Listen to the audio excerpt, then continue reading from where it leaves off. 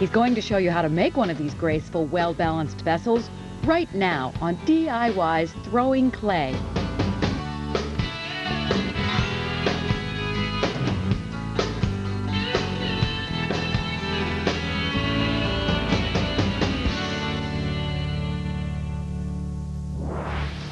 Bill Van Gilder loves to make beautiful pottery that's also useful.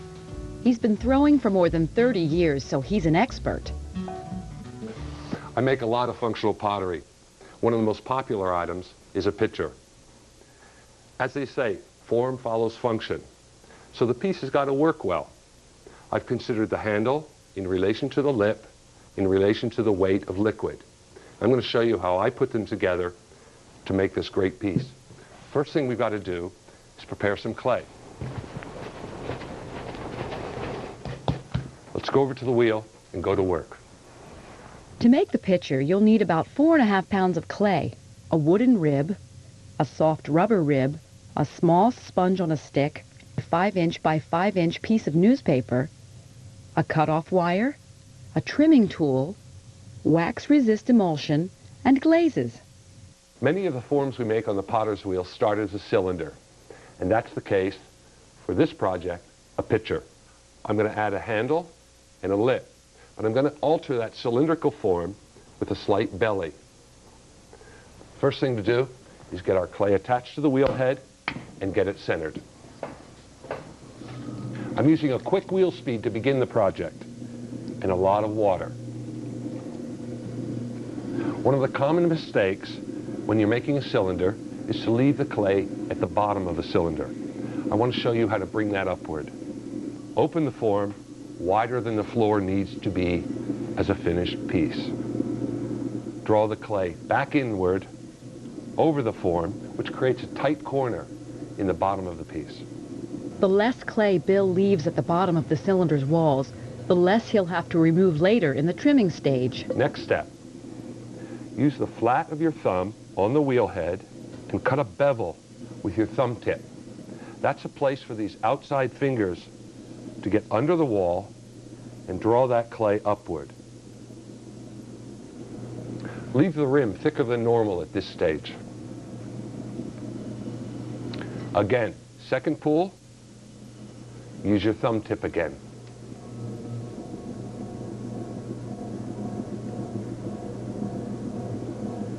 Now we've got centrifugal force working on this cylinder. The clay wants to be thrown outward all the time. So collar it back in, your hands on both sides, and slowly slide them towards the rim. Keep the cylinder really wet at this point. All right, I now want to put a little bit of a belly into it. It's just going to start at the foot and end about halfway up the form. That means a little more pressure from the inside of the form with those inside fingertips. Bill continues to bow the walls of the pitcher by repeatedly pressing outward at the 3 o'clock position with his left hand. With his right hand, he supports the wall from the outside. Now during this shaping step, I'm not actually moving clay upward anymore. I'm just rearranging the shape. I'm going to remove all the water from the inside of the form. I'm going to use a sponge on a stick. Now this is actually a paintbrush, and the bristles inside support the sponge.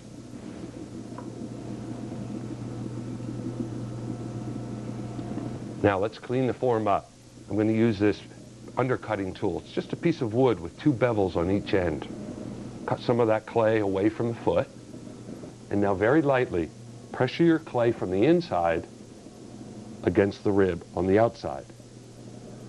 Now notice I'm leaning over to my right. My hands are working at 3 o'clock and my eye is watching at 12 o'clock as the profile changes. I'm going to create a little ledge under the rim. To do that, I'm going to use the side of my thumb and roll the clay outward over my thumb. That creates a shadow at the top of the rim. It's like an ending point where your eye is going to stop. I'm going to use a sponge and finish up the rim by cleaning it lightly. Bill slows the wheel down at this point so the pot's walls, which have gotten quite thin, won't get distorted. Wheel speed can make or break a pot. Bill's put tips on how to gauge the right wheel speed on DIYnetwork.com. Okay, how do we get the pot off the wheel head onto the board? Watch this. I'm going to take a piece of newspaper, lay it over the rim, and very lightly touch the rim through the newspaper with my fingertip. Bill uses the newspaper to trap air inside the pitcher, which helps the piece hold its shape. Now you see this circle. That's the wetness of the rim coming through the paper, which tells me it's securely attached. Now we're going to use the wire to cut the piece loose from the wheel head. And with very dry hands and this tacky surface, we can pick the piece up and move it to the wear board. Remove the piece of paper and everything stays perfectly round. When DIY's throwing clay continues, Bill creates a spout and adds an elegant handle. Welcome back to Throwing Clay. Bill Van Gilder is making a pitcher. So far, he's used 2.5 pounds of clay to throw a tall cylinder. Then, with a very light touch, he bowed out the sides and created a firm rim. Using a piece of newspaper to help preserve the pitcher's shape, he carefully removed it from his wheel.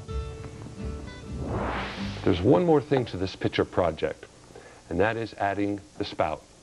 I'm going to add a little bit of water to the rim and move my fingers backwards and forwards on the rim, stretching out the rim thickness just a little bit. Remove any roughness with a sponge, and with dry hands and a wet finger, stretch that thinness downward. With my dry fingertips, I hold the rim, and with my wet finger, I stretch the clay outward. Now that looks okay, but I'd still like to give the liquid that's going to pour through the spout a little bit more direction. So I'm going to stretch this clay up just a little bit and pull it forward. I'm going to do it both sides.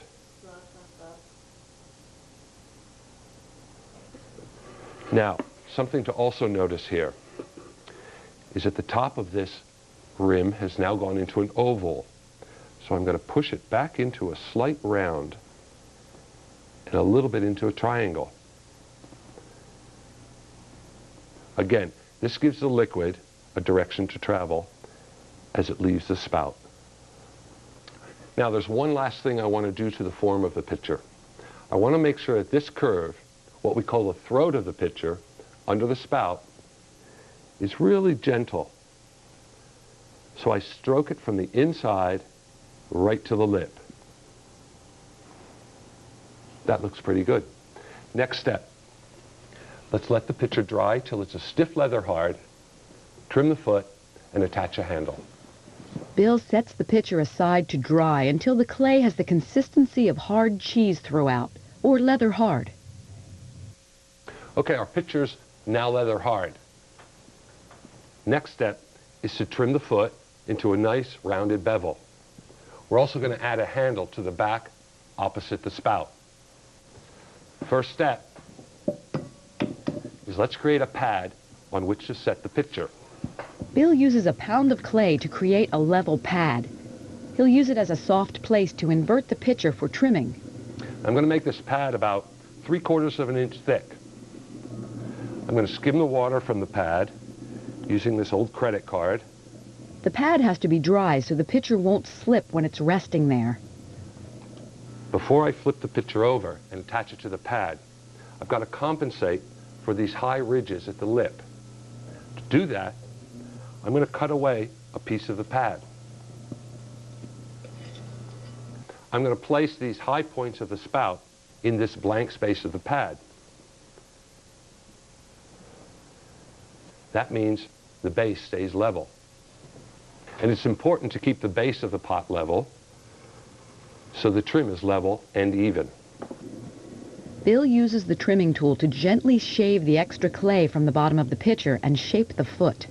He bevels the edges and rounds them off. I'm going to put a little bit of water on the surface of the pitcher and burnish or smooth the surface with this rubber rib. Wherever I've touched it with a trimming tool, it usually creates a little bit of roughness, and this rib gets rid of that. Okay, it's time to put the handle on. Whenever you're doing the final details of pots, like handles or the foot of a pot, always work on a really clean surface. Now I've got a pound of clay here. I'm going to flatten it into a sort of fat coil.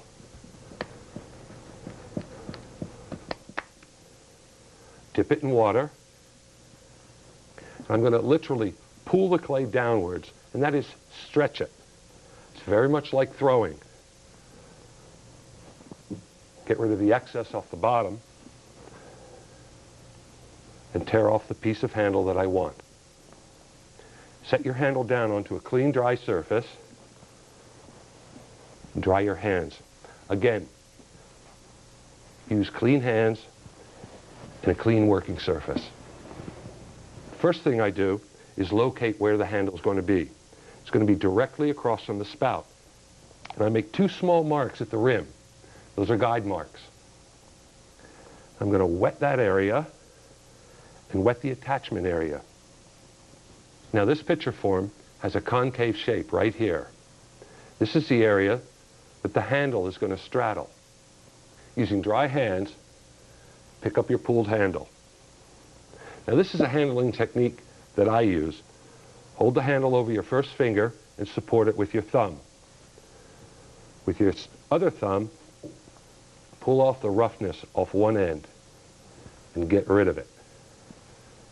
Add a little bit of water to this surface and then wipe it away.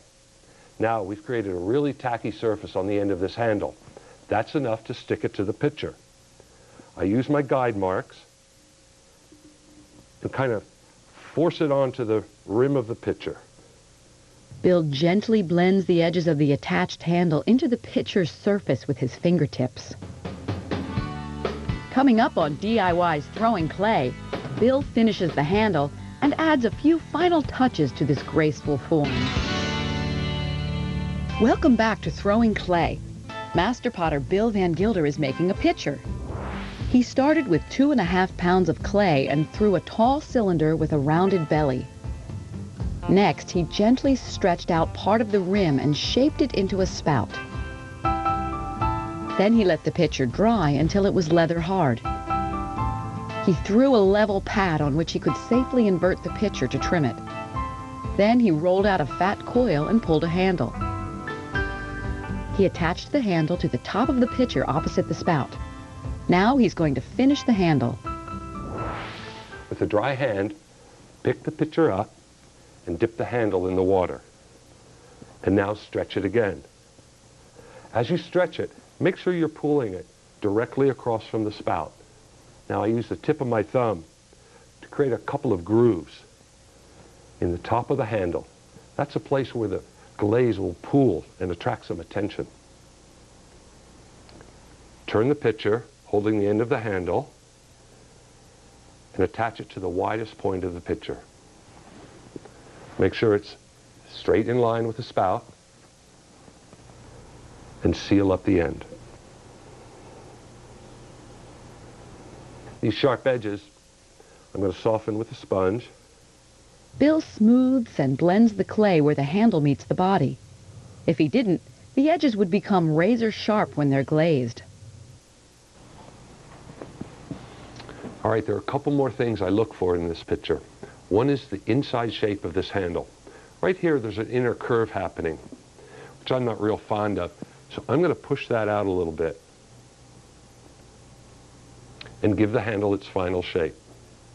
Now, what I do like about this form is that the curve starts at the foot, comes up, encompasses the handle, and comes to the rim. The spout throws the line back towards the floor. So it's a complete form. The fact that we put the handle at the top half of the pitcher means it's going to be really easy to use. And the last thing I'm going to do is put my signature stamp on the piece. We're now going to let the pitcher dry until it's bone dry and ready for its first firing. Once the pitcher is bone dry, he loads it in the kiln for the bisque firing. The kiln fires for 10 to 12 hours. Then it cools for at least 24 hours before Bill can unload it. Now the pitcher is ready for glazing. I'm going to glaze my pitcher with two glazes. The first is going to be this raspberry red. That's going to be on the outside and the inside. I'm going to double dip it, or overglaze it, in this rutile green, which when you cross it over the red, produces this great opalescent blue. I discovered that by running some glaze tests. Bill makes test tiles out of the same clay he'll be using for his project. He textures them so he can see how the glaze will look on ridges or indents. This way, he can test out different glaze combinations. First thing to do on this piece of bisqueware is apply some wax onto the foot of the pot. Now it's not very steady, so I'm going to do this very carefully.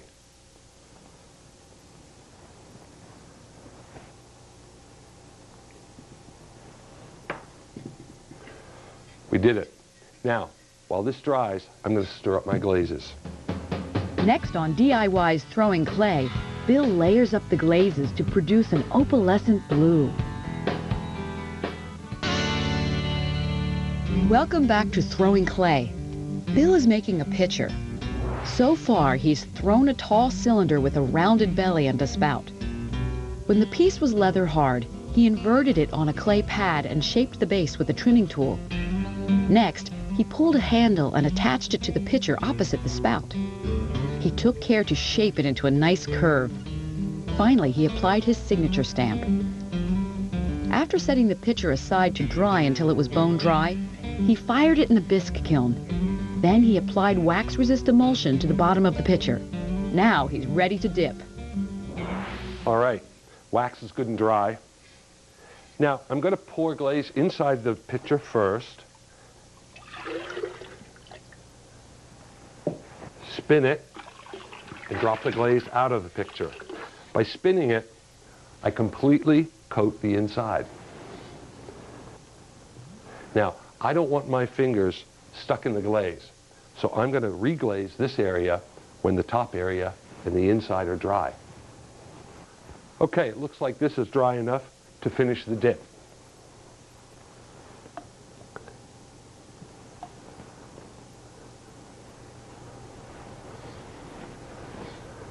That'll take about 30 seconds to dry, and then we'll put the blue color on the top. Now, before I dip it into the second color, I'm going to clean the excess glaze off the waxed area.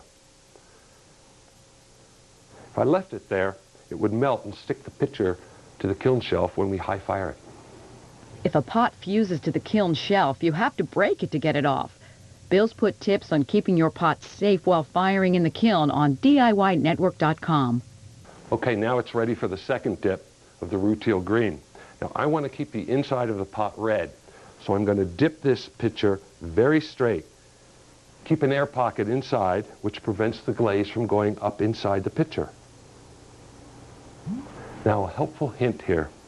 To make a pitcher pour well and not dribble down its chin, take your finger, just wipe a little bit of the glaze away underneath the lip. Liquid comes out over the smooth area of the glaze, hits the roughness, and runs back in, so you'll never have a drip problem. As soon as my pitcher is dry, I'll put it into the kiln for its high temperature firing. As Bill loads the kiln for the high temperature firing, he makes sure the glazed pitchers don't touch. As the glazes melt, any pots that kiss in the kiln will fuse together. The kiln heats up over 10 to 12 hours. Then it cools for at least 24 hours before Bill can open the lid and unload it. I use my pitcher for hot cider in the winter and lemonade in the summer. I like to put it in the freezer first and get it really cold, and it won't crack. You'll really enjoy this project. Have a good time in the studio.